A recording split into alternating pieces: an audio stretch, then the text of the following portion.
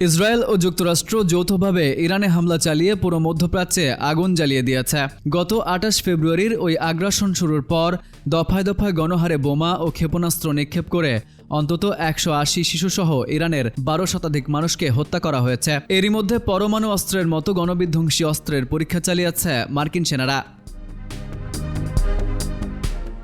Air force global strike command বুধবার আনুষ্ঠানিক বিবৃতিতে জানায়, মঙ্গলবার ক্যালিফোর্নিয়ার ভ্যান্ডেনবার্গ স্পেস ফোর্স বেস থেকে দুটি পরীক্ষামূলক রি-এন্ট্রি ভেহিকেল সহ উৎক্ষেপণটি পরিচালিত হয়। বিবৃতিতে আরও বলা হয়, উৎক্ষেপণের পরিকল্পনা কয়েক বছর আগেই করা হয়েছিল। এটি বিশ্বের বর্তমান পরিস্থিতির প্রতিক্রিয়ায় করা হয়নি। যুক্তরাষ্ট্রের ক্যালিফোর্নিয়ার ভ্যান্ডেনবার্গ স্পেস ফোর্স বেস থেকে প্রশান্ত মহাসাগরীয় সময় ৩ মার্চ রাত ১১টার দিকে মার্কিন বিমান বাহিনীর গ্লোবাল স্ট্রাইক কমান্ড পারমাণবিক ক্ষেপণাস্ত্রটি পরীক্ষা করে।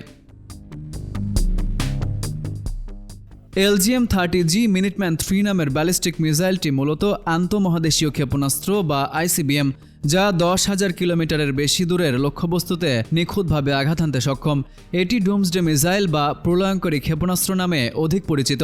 পরীক্ষামূলক উৎক্ষেপণের পর এটি হাজার হাজার মাইল পথ অতিক্রম করে মার্শাল দ্বীপপুঞ্জের কোয়াজালেন অ্যাটলের একটি পূর্বনির্ধারিত লক্ষ্যবস্তুতে আঘাত হানে। গ্লোবাল স্ট্রাইক কমান্ডের কমান্ডার জেনারেল SL ডেভিস জানান, পরীক্ষাটি উৎক্ষেপণ থেকে শুরু করে একাধিক লক্ষ্যবস্তুতে নিখুঁতভাবে আঘাত হানার সক্ষমতা নিশ্চিত করেছে।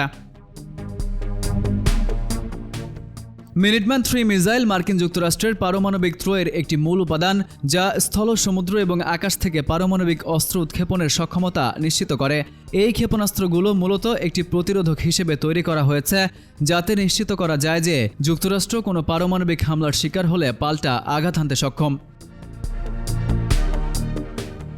Farid U Ahmed, IBTV USA।